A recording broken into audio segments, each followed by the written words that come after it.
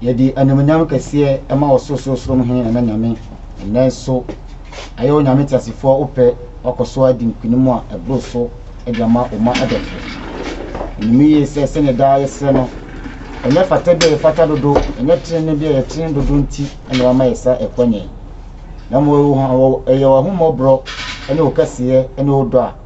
na penso pasa kaye na asadi ache yembiu ede na ase kese na fa yomrade Yesu Kristo so ema ode Nyankopon se edon mu nso amayesa ekonye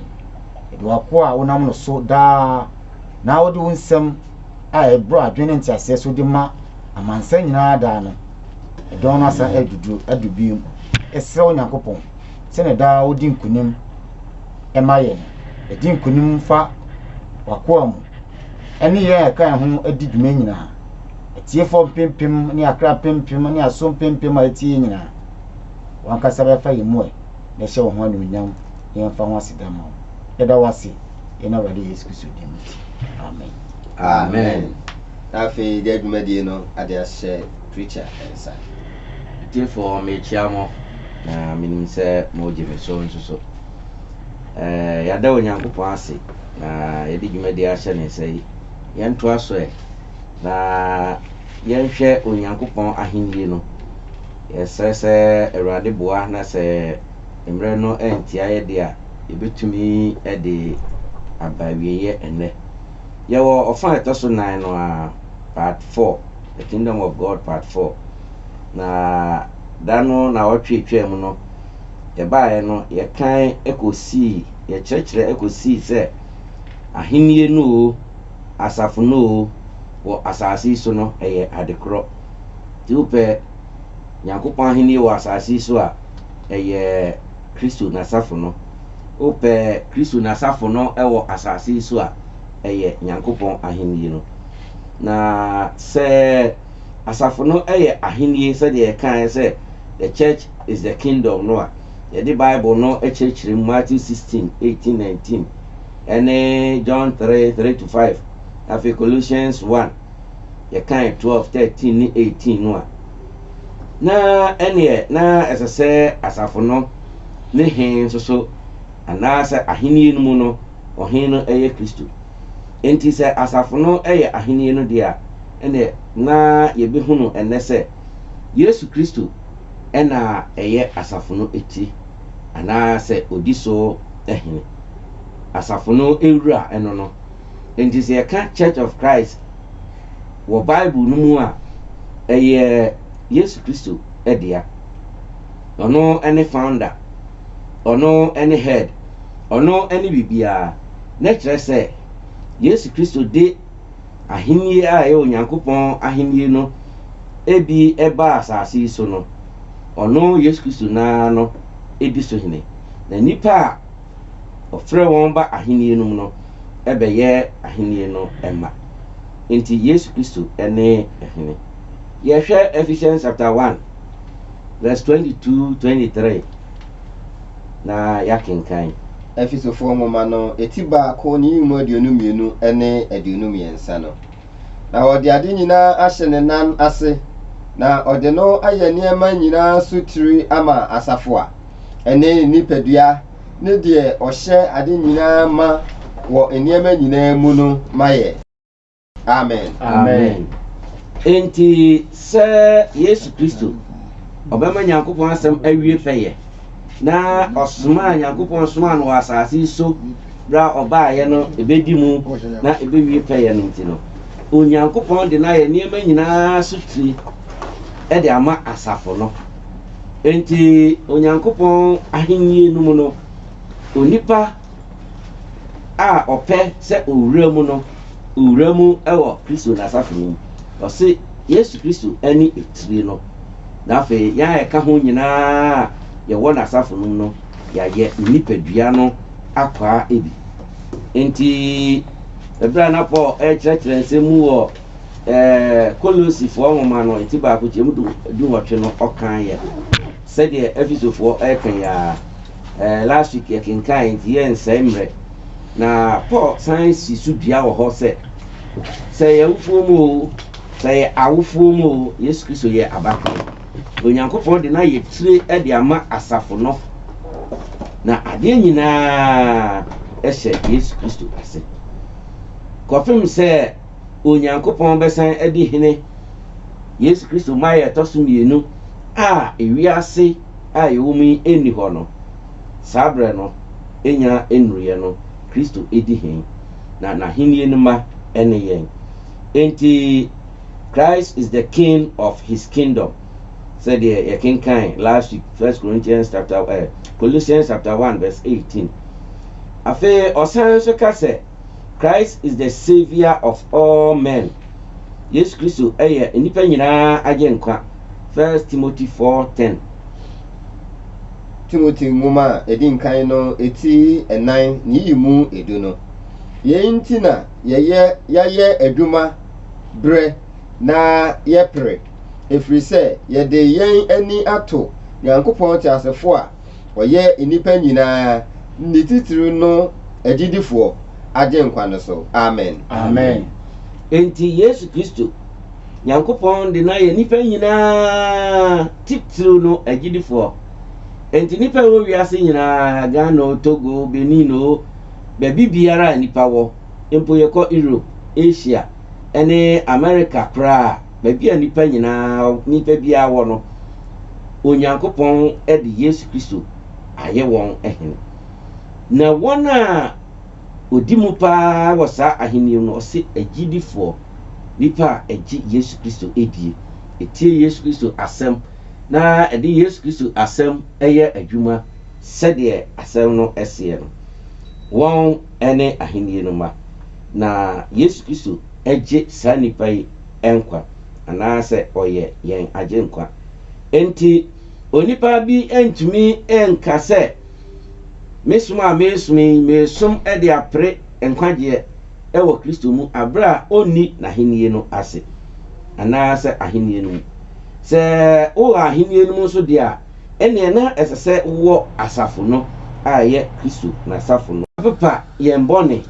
na waka yɛne nnipa nyinaa abom ayɛ yɛn baako adentira kane no a na ebi a yɛ nananom koraa ɛma asase so na yɛn aba no na Onyankopɔn nim ɔman bi a ɛyɛ Israel man nko ara sɛ wɔn na wɔyi wɔn ɛde wɔn ayɛ ne dea last week yɛkenkan 1 Peter chapter 2 nanso Kristo baayɛ na ɔbɛwu yi siesie no na ɔsɔreɛ akyi no ɔbɛka wɔn a na wɔnyɛ Onyankopɔn dea a yɛfrɛ amanamanmufoɔ yɛbu wɔn sɛ ɔyɛ ahɔhoɔ amanfrafoɔ no ɔbɛka wɔn ɛne ɔman mma no a ɛyɛ Nyankopɔn mma no ɛbɔ mu enti the Gentiles and the Jews were merged together sɛdeɛ Yesu Kristo ne wuo ne sie ne sɔreɛ no ɛkyerɛ ɛno nti ɛbaa ne saa ne yɛni Onyankopɔn ahenni wɔ Israel man mu yɛwɔ Onyankopɔn ahenni wɔ ewiase nyinaa san sɛ Jesus Christ came to reconcile us. Yɛnhwɛ Ephesians chapter 2 verse 10 Efisofoɔ nwoma eti mmienu nyi mu edu no na yɛyɛ nadeɛ a ɔyɛɛyɛ ɔbɔ yɛn Kristo Yesu mu ma nnwuma pa a Onyankopɔn asiesie ato hɔ sɛ yɛnante mu no amen enti Yesu Kristo nadeɛ a ɔyɛɛyɛ no ɛne yɛn ɔbɔ yɛn asiesie yɛn ɛde ama nnwuma pa a Onyankopɔn ahyɛ ato hɔ no n'ahenni no ahenni a ɛnkɔ so no na ɛgye sɛ enyuma nim na ɛgye sɛ emu nipa no sɛbio yɛnya biribi mfa yɛn nsa ɛnyɛ yɛkaaka yɛ adwene a ɛnsi biribi so Kristo ahenni no deɛ ɔde enyuma pa ɛna ɛde asim ama ahenni no ma sɛ yɛnyɛ ɛno nti ɛna yɛnda so nyɛ Israel for man ɛma sɛdeɛ nanka kane no ɛteɛ no na mmom yɛyɛ akristofoɔ man ɛma ɛyɛ Jewfoɔ ɛyɛ amamamufoɔ anaasɛ Helafoɔ yɛn nyinaa yɛyɛ baako Kristo ahennie no na ahennie no ɛne asafo no a Kristo di ne mogya ɛba bɛtɔɔ no aboɔden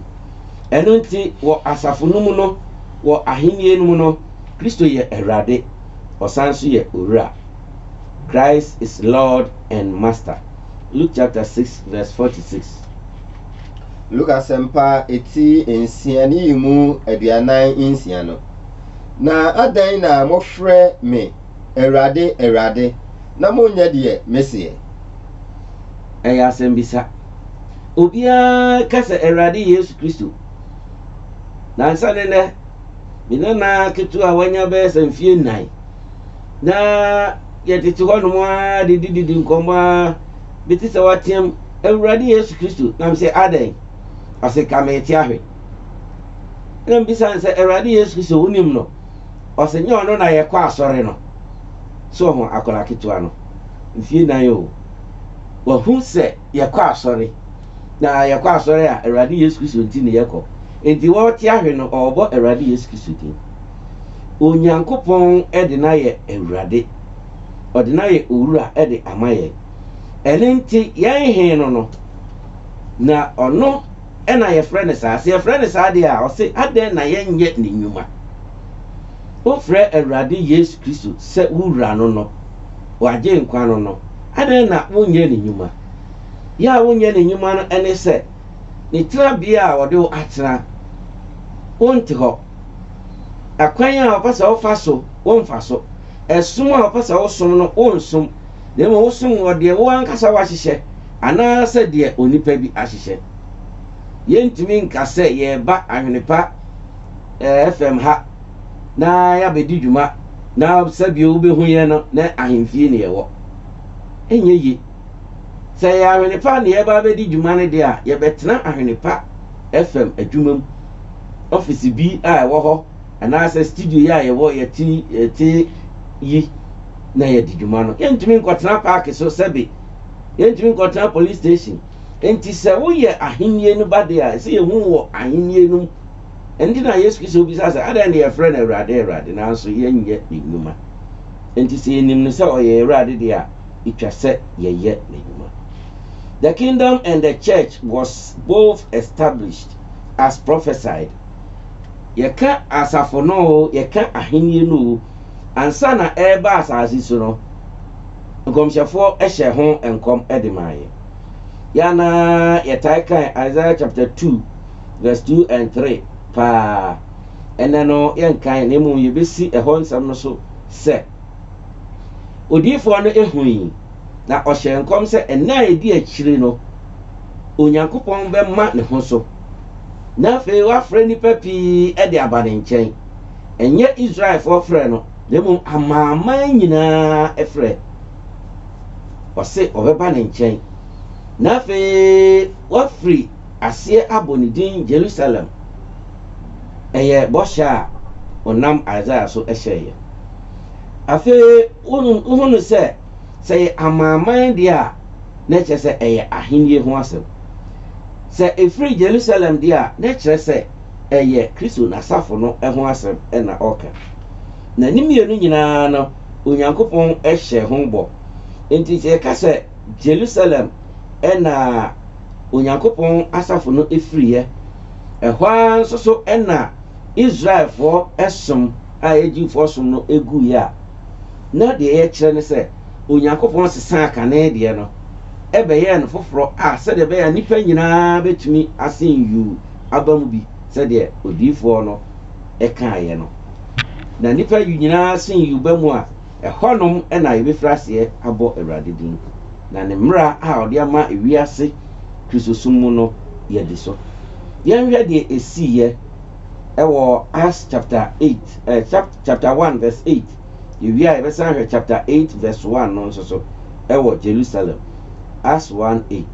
asomafoɔ nwoma no eti baako ne yiyi mu nwɔtwe no na mmom sɛ Honhom Kronkron no nyaba mo so a mubenya ahoɔden na moayɛ madansefoɔ Jerusalem ne Judea nyinaa ne Samaria de akɔpem asase ano no ha. Amen. Amen. To boas e besan kan 81. Wɔn kronkron no nya ba mo so a mobɛyɛ madansefoɔ Jerusalem, afei akɔ Judea, Samaria, amaaman nyinaa no. Saa ɛna ɛdi akyire na odifo Isaiah ɛka ho asɛm no, ɛno na Yesu Kristo esi so ɛde akyerɛ n'asomafoɔ no ɛwɔ Acts chapter 1 verse 8 no. Sɛ yɛkan firi soro na ɛbaa sɛ asomafoɔ no bisa sɛ brɛbɛn na Onyankopɔn de ahemie no anaasɛ Yesu Kristo de ahemie no ɛbɛsan ama Israel bio. Na Yesu kyerɛkyerɛ mu sɛ nyɛ ahemie a ɔde bɛma Israel ɛho asɛm koraa na ɛba. Na mmom no ewiase nyinaa deɛ enti ɔmo de ɔmo nkɔnkɔtwɛn Jerusalem kɔsi sɛ ɔmo bɛnya ahoɔden na ɔmo ɛde adi adanse. Ahoɔden no ne honhom kronkron no a ɛbɛba wɔn so no ɔsi enya ba wɔn so a ɔbɛyɛ n'adansefoɔ. Enti yɛyɛ ahemie no ho adansefoɔ sɛdeɛ Onyankopɔn de ne honhom ɛde ma asomafoɔ no na yɛn nso yɛsua wɔn na yɛdi wɔn akyi. Kae sɛ yɛkura asomafoɔ no nkyerɛkyerɛ wɔn ayɔnkofa paano bubuo ne mpaebɔ mu ɛna yɛso. Yɛhwɛ 81 no nso so.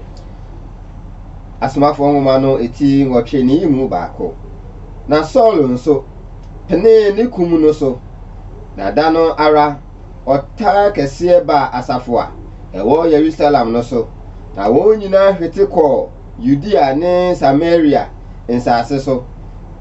Gye asomafoɔ no nko. Amen. Amen. Deɛ ɛbɛyɛ na asafo no ɛfiri ase wɔ Jerusalem. Kristo ahemie yi asase yi so yi ɛfiri ase wɔ Jerusalem yi sɛdeɛ adiifoɔ hyɛ ho nkɔm no. Ɛbɛtrɛ akɔ Judea, Samaria ne asase ano nyinaa no. Esi sɛ ɔtayɛ ɛbaa wɔn so. Ɛtitirefoɔ bi ampɛ wɔn asɛm. Enti ɛbaa saa no emu nipa ɛbɔ hwetee. Ɛno na ebi kɔdii Judea, Samaria a ɛnɛ Church of Christ Kristo n'asafo no a ɛyɛ n'ahemie asase so no ebi odwa so ne asante akyem anafoɔ mantam ha na sɛ mansim ha nyinaa moti yɛn kan. Enti efrase wɔ Jerusalem na ɛtrɛ ɛkɔ asase ano nyinaa sɛdeɛ adiifoɔ no ɛhyɛ ho nkɔm. Ɔse na ɛyɛ ɛnna a ɛdi akyire no ɛwɔ Roman ahemie emu anaasɛ Roman amammuo emu in the days of the Roman Empire. Na yɛntie deɛ odiifoɔ Daniel nso ɛkaeɛ. Daniel 2:44. Daniel nwoma no eti mmienu ne yimu aduanan ɛnan no. Na ahemfo no ɛna no mu no ɔsoro Nyankopɔn bɛma ahenni a wɔnsɛ no da na wonya n'ahenni ma ɔman foforo bi so. Na obebubu ahenni ahodoɔ no nyinaa ama no asa na ɛno deɛ ebegyina daa. Amen. Amen. Enti ahemfo no ɛnanum no ɔbɛma ahenni foforo bi so deɛ na obi ɛnwene ho deɛ na obi ɛnsua ɛnhuyɛ gye deɛ na adiifoɔ no aka ho asɛm no ɔbɛma so. Na ɛno no ɔman biara ɛntumi ɛntra no anaasɛ ɛnni ne so nim. Ɛnum na aman nyinaa ɛbɛsen akɔ. Na Daniel ɛka Yesu Kristo n'ahemie wɔ asase yi so ɛho asɛm. Na ɔka Yesu Kristo n'asafo no ɛho asɛm. Ɛnti Yesu Kristo n'ankasa koraa no ɛbrɛ a ɔka ɔti bɔhyɛ no mu ɛde akyerɛ Petro Matthew chapter 16 verse 18 no ɔka sɛ asamando apɔn ɛntwi mfa n'asafo no ɛso. Ɛno na yɛkenkan na yɛkyerɛw sɛ saa ahemie no ɛde tumi ɛna baayɛ. Na yɛnim sɛ yɛwɔ aman ahoroɔ te sɛ Babylon man, na yɛwɔ aman bi te sɛ Medo-Persia, na yɛwɔ aman bi te sɛ Greece, ɛna yɛbɛnya Roman amammuo. Nanso saa amammuo yi anaasɛ ahemie yi ɛbɛtra ne nyinaa so a ɛntumi anhyɛ no so. Roman amammuo yi mu mpanyimfoɔ anaasɛ ahemie mu mpanyimfoɔ ɛyɛ deɛ ɛsɛ sɛ wɔbɛyɛ biara sɛdeɛ ɛbɛyɛ a asomafoɔ yi anaasɛ adiifoɔ yi bɔhyɛ yi ɛmma mu nanso antentam Yesu Kristo baeɛ ɔbɛyɛ deɛ ɛsɛ sɛ ɔyɛ ne soma mu na ɔde n'asafo no esi hɔ ɛma ampa nipa nyinaa sin yuu ɛkɔ mu ɛno na ɛma ɛnɛ me ne mmienu yɛade yɛ ho na yɛbɔ Onyankopɔn din nkwa ɛfiri sɛ Onyankopɔn ɛde ɔgyeɛ no ɛnam Kristo so ama yɛ ahenni ne de tumi ɛna ɛbaeɛ yɛkan Mark 9:1 no sɛdeɛ Yesu Kristo kaa ho asɛm no dada na ɛsi yɛn nso sɛdeɛ yɛkyerɛkyerɛ mu no ɛwɔ Acts chapter 2 na sɛdeɛ ɛbaeɛ no nipa ho dwiri wɔn enti yɛka ahenni no ɛne asafo no a na ɛno no afei Yesu Kristo nankasa no mu asɛm so no ɔkaa sɛ ahenni no ɛne asafo no ɛwɔ hɔ ɛma nipa nyinaa ɛbɔ ne fakyɛ ɛne adwensakra yɛhwɛ Luke chapter 24 verse 44-49 Luke asɛmpa eti aduonu ɛnan ne yi mu aduanan ɛnan ɛkɔpem aduanan ɛnkron no na wɔse wɔn sɛ yɛyi ne me nsɛm a me ne mo wɔ hɔ no meka mekyerɛ mo no sɛ etwa sɛ deɛ watwerɛ Mose mmara ne adiifoɔ ne nwoma mu wɔ me ho no nyinaa ba mu ɛno na obie wɔn adwene mu ma wɔte atwerɛ nsɛm no aseɛ na ɔse wɔn sɛ watwerɛ sɛ Kristo no bɛhunu amane na da a ɛtɔ so mmiɛnsa no wasɔre afiri awufuo mu na wafa ne din so akɔka adwensakyera ne bɔnefakyɛ amansan nyinaa mu na wɔbɛfiri aseɛ wɔ Yerusalem na mo ne yenum ho adansefoɔ aduanan nkron no na hwɛ mesoma m'agya bɔhyɛ no aba mo so enti montena kuro no mu nkosi sɛ wɔbɛma mo ahoɔden afiri soro amen ti ahenni no firi soro yɛde n'ahoɔden no ɛma asomafoɔ no bere a Yesu kaa nsɛm wei no ɛkyerɛ wɔn nti wɔtwɛnyɛ Jerusalem ɛna ɛfiri aseɛ enti me nua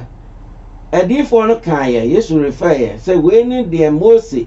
mmara no ne adiifoɔ no aka afa no ho ɔbɛba ɔne nipa bɛdi nkitaho yɛbɛku no yɛbɛsie no ɔbɛsɔre ne nansa so na afei ɔde ne dwumadi a ɔde ba asase so no ɛde asi hɔ enti ɔyɛ ne saa nso so ɛma asomafoɔ no ɛnsa ɛkaeɛ saa tumi ɛfiri soro ɛno mu ɛna ɔnam ne mogya so ɛmaa yɛn ɔkyeɛ ɛne bɔnefafiri ɛfiri yɛn bɔne mu na afei adwensakra nso enti yɛnim sɛ Yesu Kristo n'ahenni no ɛne n'asafo no ba a ɛba asase so no ɛba maa yɛn na ɔse for remission and repentance of our sins sɛ wopɛ sɛ wobɔne ɛfiri wo so wopɛ sɛ wonya nkwagyeɛ wopɛ sɛ wosan kɔ Onyankopɔn nkyɛn baabi a wofiri baeɛ deɛ a ɛneɛ na ɛsɛ sɛ wohwehwɛ saa ahenni yi anaa asafo yi akyiri ɛkwan ɔsɛ the church and the kingdom are same institutions sɛ ɛyɛ ahenni no sɛ ɛyɛ asafo no ne nyinaa ɛyɛ nhyehyɛ koro a Onyankopɔn ɛde sii hɔ ɛde maa nipa nsonsoyɛ ɛnam ɛno na yɛde ka kyerɛ mu dada sɛ obi bɛtumi ahyɛ ne Nyankopɔn ahenni no mu a gye sɛ yɛfiri nsuo ne honhom mu ɛwo no ɛno ne asubɔ na sɛ ɛbɔ asu na ahyɛn ahenni no mu deɛ a saa ara na ɛbɔ asu nso a wohyɛn Kristo n'asafo no emu na yɛnhwɛ ɔse they have the same owner or founder wɔ asafo no mu o wɔ ahenni no mu o ne wura ɛyɛ baako deɛ ɔyɛ farebae anaasɛ kɔfarebae no ɛyɛ baako ahenni no mu o asafo no mu o enti yɛnsan si Matthew chapter 16 verse 19 no ɛso bio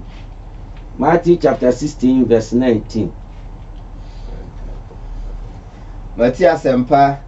eti edu nsia ne yi mu edu ɛnkron no na mede ɔsoro ahenni safoa bɛma wo na biribiara a wobɛkyekyere asase soɔ no na wakyekyere no soro, na biribiara a wobɛsane no asase soɔ no na wasane no soro. Amen. Amen. Sɛ wobɛkae a ka sɛ Kristo ahenni a ekura no wɔ asase so no emfiri asase so, efiri soro. Ɔno akora kaeɛ ɛwɔ John chapter 18 verse 36. Sɛ n'ahenni emfiri asase so, efiri soro. Sɛ efiri asase so anka obenya nipa ɛma wako ama no. Enti ahenni no a ɛwɔ soro no ɛna ɔde ne sɛsoɔ aba asase so sɛ obenya nipa ɛdi n'akyi na daakye ɔde wɔn ama Onyankopɔn, na Nyankopɔn abɛyɛ yɛn so ɛhene daa ne daa. Enti ɔse ɔde ɔsoro ahenni safoa bɛma Peter, na deɛ Peter ɛbɛkyekyere no asase so no yɛdi kan ayɛ no ɔsoro dada, deɛ ɔbɛsane no asase so no yɛdi kan ayɛ no ɔsoro dada. Sɛ obi ka sɛ ɔbotan yi so na mede m'asafo bɛsi, Asamado pon ntwi mfa so, na ɔka sɛ mede ɔsoro ahenni safoa bɛma wo, na deɛ wobɛkyekyere no asase so anaa wobɛsane no asase so no na ɛwɔ soro a wote aseɛ sɛn? Ɛkyerɛ sɛ ɛyɛ asafo no ɛne ahenni no, the church and the kingdom together. Ɛna Kristo ɛde ne safoa anaasɛ ne keys ɛde ma Peter. Dano mekyerɛ mu sɛ safoa obi ntumi ma ɔkaa na ɔmfa safoa nka ho, obi ntumi ma ɔdan na ɔmfa safoa nka ho, obi ntumi ma adaka bi na ɔmfa safoa nka ho. Yɛde bie bibi na yɛwuram. Enti sɛ yɛ ɔpono a yɛbie di a yɛbie sɛ nipa nwuram. Ɛno ne Kristo asafomba yɛn gyinabea sɛdeɛ Twerɛ Kronkron no ɛka. They have the same ruler. Deɛ obu ɔman no sɛ ahenni no sɛ asafo no ɛyɛ pɛ. Yɛhwɛ Ephesians chapter 5:23. Na afei yɛhwɛ 1 Timothy 6:15 nso so aka ho. Efesofoɔ nwoma eti nom ne yimu aduonu mmiɛnsa. Efiri sɛ okunu yɛ ɛyere sɛ Kristo nso yɛ asafo ne tiri no, asafo a ɛyɛ ne nipadua no agye nkwa. Amen. Amen. Ɔde ɔyere ne okunu anaasɛ okunu na ɔyere ɛtoto asafo no ho. Okunu yɛ ɔyere ti. Ɛte sɛ deɛ asafo no nso esi hɔ kokoro na Kristo ɛne etiri no, na ɔyɛ nipadua no agye nkwa. Ndi wo pɛ nkwagye deɛ a ɛyɛ asafo no mu o, ɛyɛ ahenni no mu o, ɛnyɛ Church of Christ Ɔsɛmpakani Alex anaasɛ Onua Uku anaa Onua Patrick ɛna ɛka o,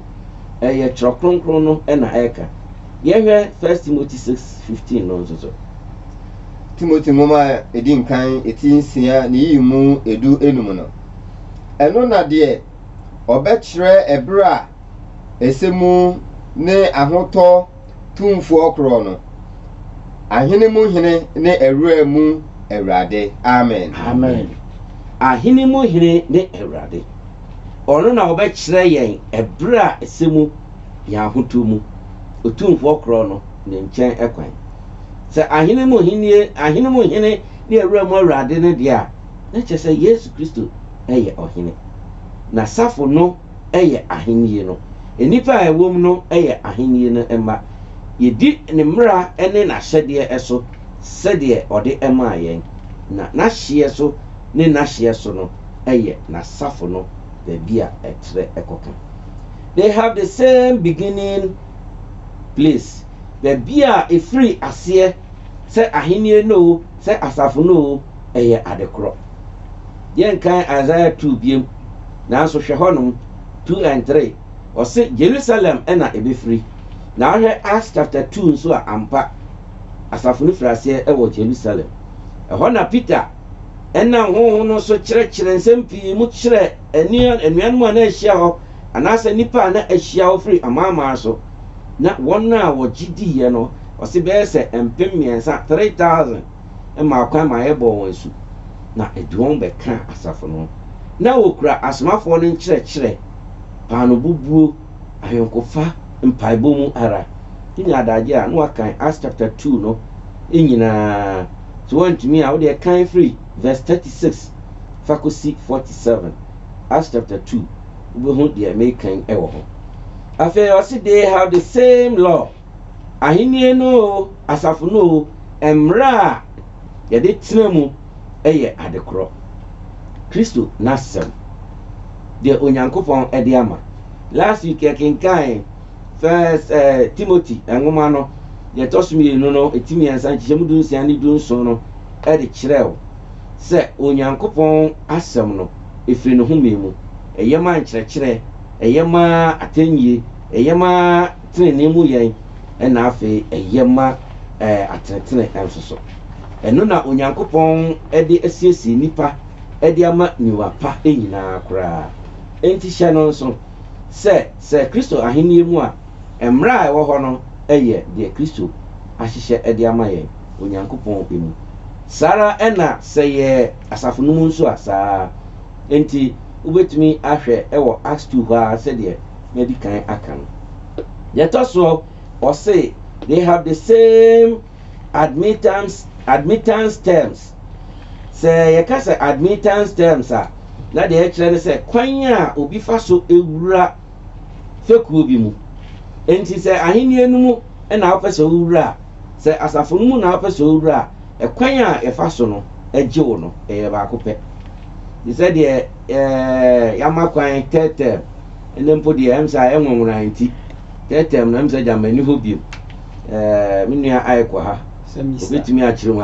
ɔse semester yɛn yɛ brɛ so deɛ na yɛ term nti tɛtɛm no yɛakɔ fie na yɛaba no na yɛbie school first term no ɛhɔ na wobɛhu class 1 foɔ a ɛkɔ school na yɛn brɛ no so yɛtumi ka sɛ fa nsa to tiri so kɔ a nsa fa to waso na yɛhwɛ baabi a bɛkɔ akɔdu yɛkɔtwerɛ wo din yɛgye wo ɛwɔ school no mu saa na school biara ɛyɛ ɛde gye nipa na yɛba ahenni no mu o asafo no mu o yɛde ɛsubɔ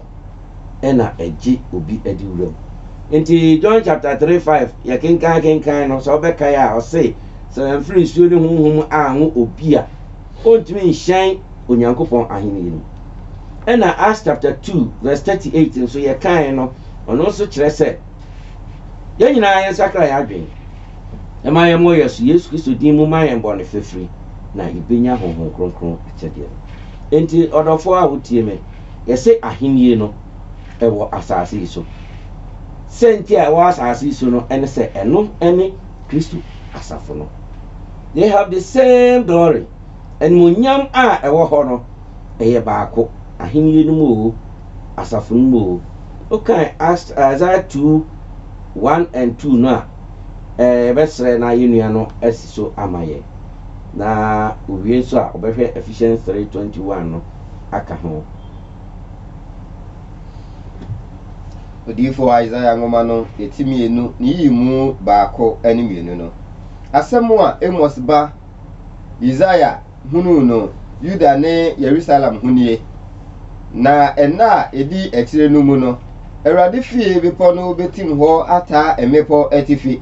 na wama so asene nkoko nyinaa na amanaman nyinaa asene yu aba ho amen Awurade fie no ho animuonyam no ɔsi na edi akyire bɛta hɔ asen nkoko nyinaa Amos ba Isaiah odiifo no ɛna onyankopɔn yi saa de wɔ akyire no na ɛbɛtaa emepɔ atifi a aman nyinaa bɛsen yu akɔmu animuonyam a onyankopɔn de hyɛ na ahenni no asase so no ɛno no yɛba Ephesians 3:21 so a yɛntie deɛ ɛno nso ɛka Efesofoɔ nwoma etimiɛnsa ne yi mu aduonu baako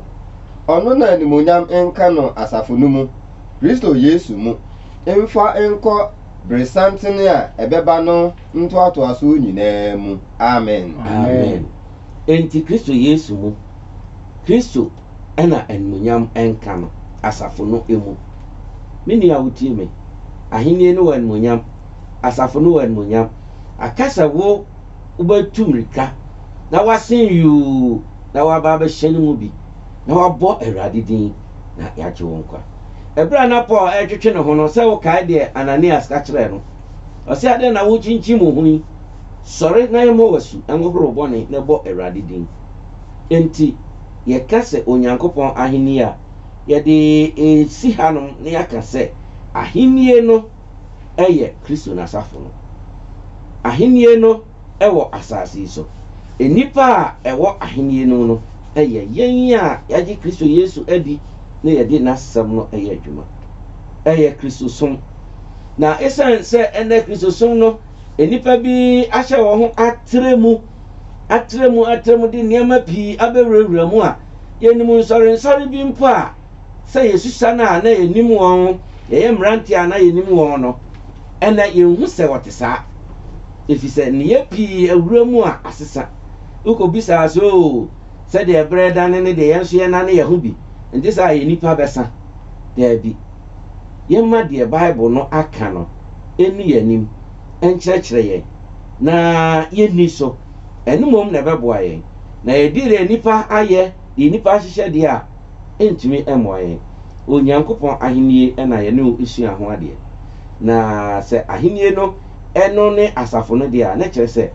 ɛberɛ a mɛsan ɛnyɛ mu kwan biom sɛ me ne wo sua adeɛ no na mede wo ɛwura Kristo n'asafo no ɛmu na yɛfra aseɛ aka ho asɛm te sɛ deɛ yɛde ahennie no ho asɛm no ɛde aba awie menim sɛ ɔhwɛfoɔ ɛtena afidie no anim a ɔbɛbie kwan ama wo sɛ wobɛtumi abisa asɛm anaasɛ wobɛka biribi ɛde afa ho sɛ wobɛfrɛ ɛno nti yɛ wo phone no ready na twɛn sɛ ɔbɛma kwan sɛ wobɛtumi afrɛ yɛka Onyankopɔn ahennie ho asɛm ɛwɔ Let the Bible Speak dwumadie mu na yɛde asi ɛwɔ ha nsɛmpo a yɛhu no wɔ ahennie no mu ɛho adesua no no ɛno ebi ne sɛ Yesu Kristo ɛna ɛdi hene ɛno ebi ne sɛ Yesu Kristo ɛna ɔde ne mmara ɛde maayɛ ɛno ebi ne sɛ nipa a ɛdi Yesu Kristo mmara so nyinaa no ɛyɛ ahennie no ɛma ebi ɛne sɛ ahennie no ɛno ara ne Kristo asafo no Awurade nhyira wo kosi sɛ yɛbɛra ɛde maayɛ ɛno ebi ne sɛ nipa a ɛdi Yesu Kristo mmara so nyinaa no ɛyɛ ahennie ebi ɛne sɛ ahennie no ɛno ara ne Kristo Awurade nhyira